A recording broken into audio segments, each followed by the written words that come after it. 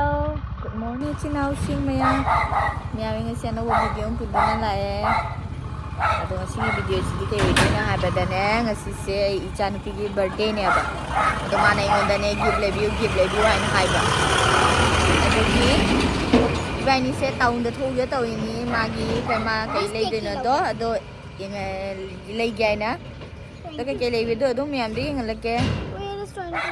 Ada koi thog yan to ya ba thong da gari ngai ram ba ne. Tuk-tuki lakbrai na. Lagti mo yan. Huwag tuk-tuki lagti. Ada yang laki semua kata na yung minasi. Daw dito chan bigay ka ay gine. Tuk-tuki da chali ni. Jadi ngau na.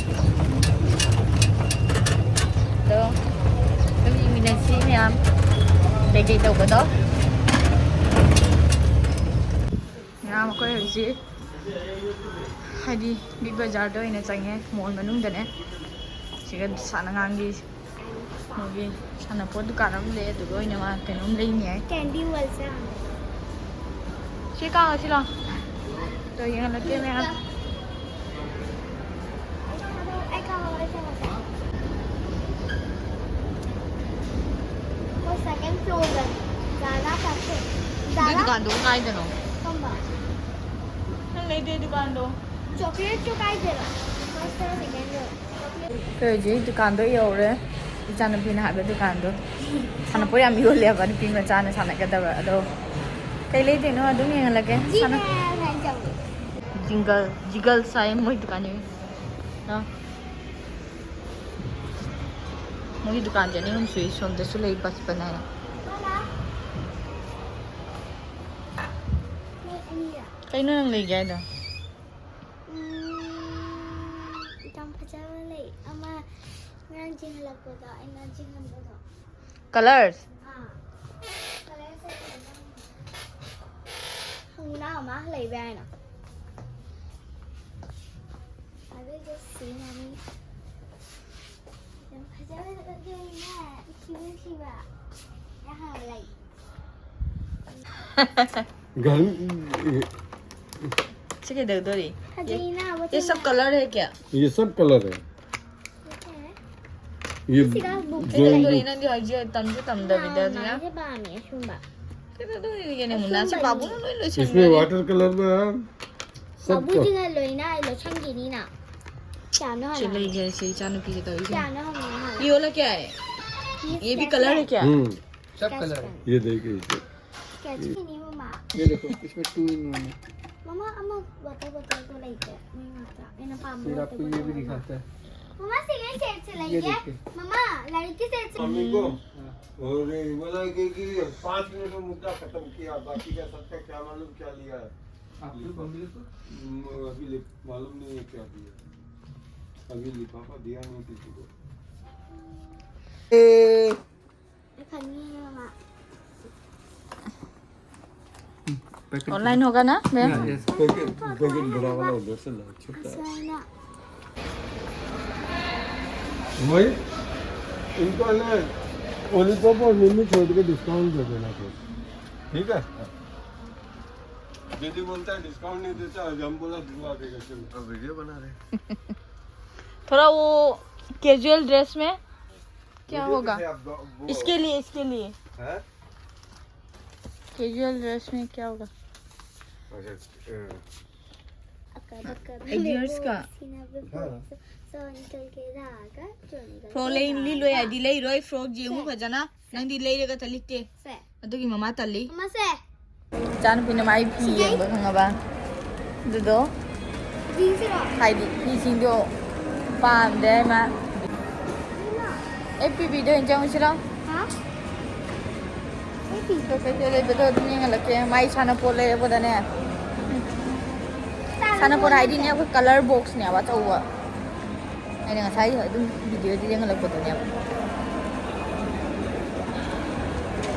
मम्मा नंगी को लुबा से नंगी से ma cái nón cha gì vậy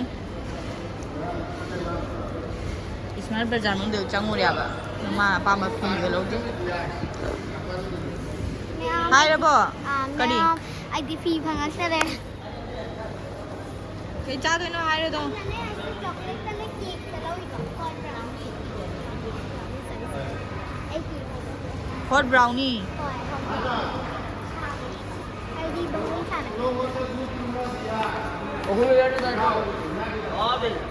charo ngang chả đây chắc gì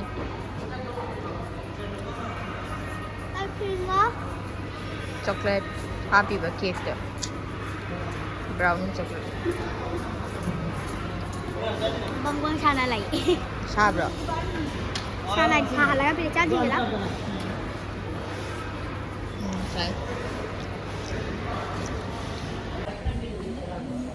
कोई हौजी पता the चंगई खाद पता नते खादिम द मागी स्कूल खंगुब ले बि गायना ने चंगई स्कूल खंगुब तो याद्रा बा तो इंगा लके हूं जना सुदिया तो पर को पानी लगे तो जनी ngô 12 नंबर नीता जिंगू नंगोदा स्टाइल तवाई नती ने चलवाई नी जिंगवाई नी ने नाब्रा खोटब्रा इना ना दे हां ना दे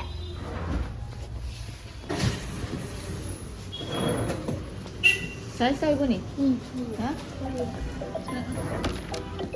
sana पाइजे या मखै जुडियो दङ चंगै ना मैं सालो इदि दु सोले सुआ हाली से ओपनिंग तब कोई दियावा ngarang jangi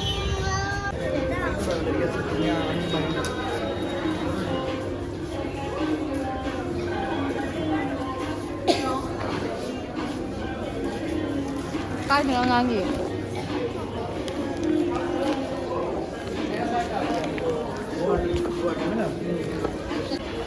yam se anouba hangbadune aba judio aina collection yam phajai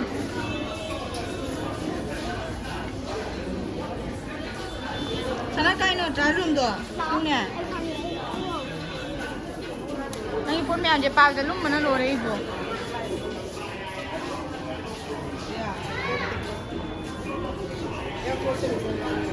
cho jong lo cho collection yang penting ya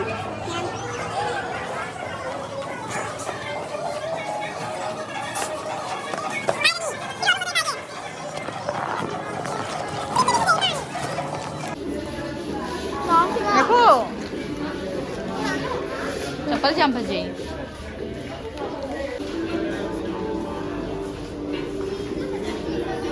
हाँ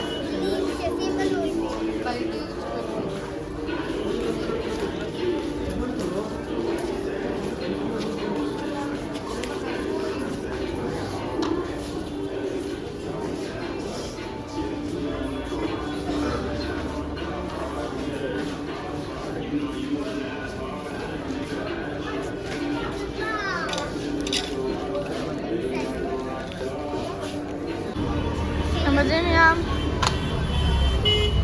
जो कोई थे सिगागी जी यू महल्ला नहीं माफी जो हम तल्ला इधरे अम्मा घर ले इबे तो शुमा ये ना जमा होते चालम थे ना चाहिए गाड़ी तुम से कर चलाओ दो जगह पे चंगा रही चेंगा नहीं तो यहाँ मको ये यू महल्ले कुछ जाम नहीं रखते ना मागी ने कहीं ना तो मागी हाई कलर की बॉक्स तो दोम ले रहे हैं तो कहीं पीले के तो माना पाम जाए ना पीजो ले रखता है तो कहीं मागी हाई चावल सुने मुँह चावल भगतरा बातों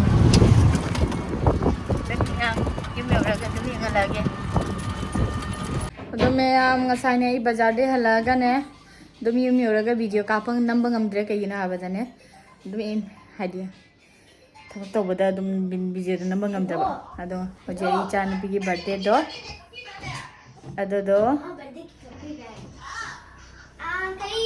कहीं तौदोब अखोईने जुमजाउदो कहीं तौदोब केक से कहीं तौ हाइदिने जुमजाउदो केक से पूरगा कौरनी अखोई लेकाइने चाक पिजरनी कनाम याउदेबा अखोई इमुंग मनुंगतनी अखोई हाइदि कोई इमुंग मनुंग हाइदिने अखोई पंदौ मानदौ इनेम तोनोय अखोई चिनाउ नतनी अदो अखोई तौदोइनी नम मतंग मतंग इने सिमियाम कई तौबदो लो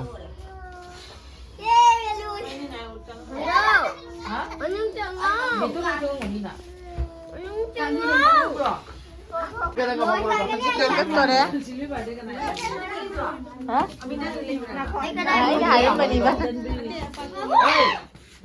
มาจากคงเด้อ Chọc lẹ. Cái nó má chơi này. Mà nó không đến nữa này. Mà tôi cái gì mà ra. Rồi nó chỉ biết đi. เจลี่ปะบอกว่าจังงู Nó đâu nào? ดันพี่จังงู Una, Erika. Xie. Bidan. Khai cô.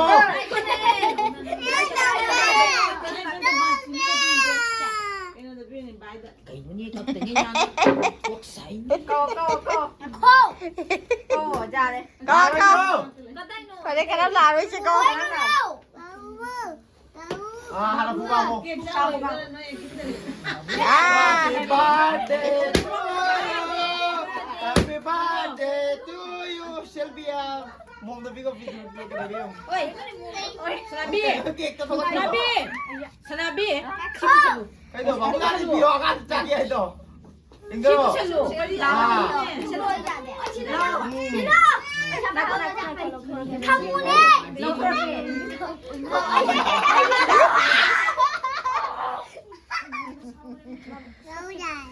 Bagus dah deh. Bagus dah deh.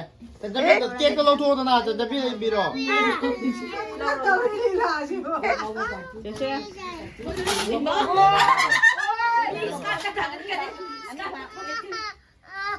Scacciaghero.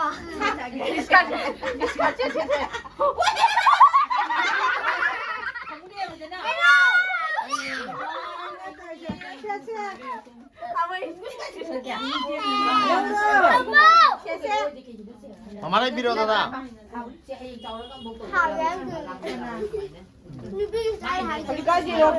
Aja aja.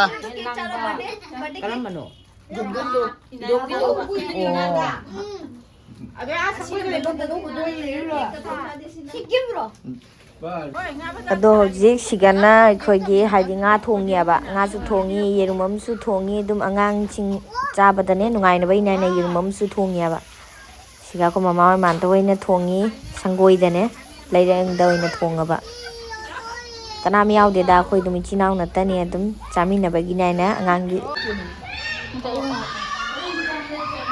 ꯁꯤꯒ ꯂꯩꯔꯦ ꯆꯥꯛ ꯌꯦꯟꯖꯥꯡ ꯂꯣꯏꯅ ꯊꯣꯡꯕ ꯂꯣꯏꯔꯦ ꯁꯣꯝꯗ ꯊꯥꯈꯔꯦ ꯑꯩꯈꯣꯏ ꯌꯨꯝꯖꯥꯎꯗꯅꯦꯕ ꯉꯁꯤꯗꯤ ꯁꯤꯒ ꯑꯣꯏꯅ ꯇꯧꯔꯦ ꯃꯥꯒꯤ ꯕꯥꯔꯗꯦꯁꯦ ꯑꯗꯨꯝ ꯑꯩꯈꯣꯏ ꯏꯆꯤꯜ ꯏꯅꯥꯎꯗ ꯄꯨꯟꯅ ꯑꯗꯨꯝ ꯆꯥꯛ ꯆꯥꯃꯤꯟꯅꯔꯦ ꯉꯥ ꯊꯣꯡꯕ ꯑꯃ ꯌꯦꯔꯨꯝ ꯊꯣꯡꯕ ꯑꯃ ꯑꯗꯩ ꯏꯔꯣꯝꯕ ꯍꯋꯥꯏ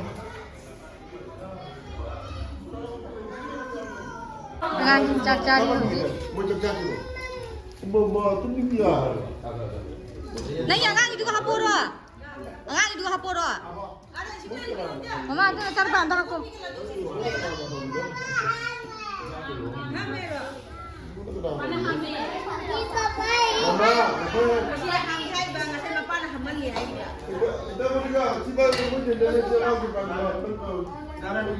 그리 하는데 바보 지금 한 번야 돼 Hongde mapana sering sing halu raham ba. Ada jadi.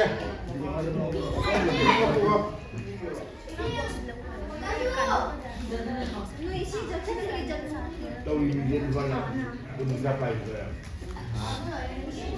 Happy birthday.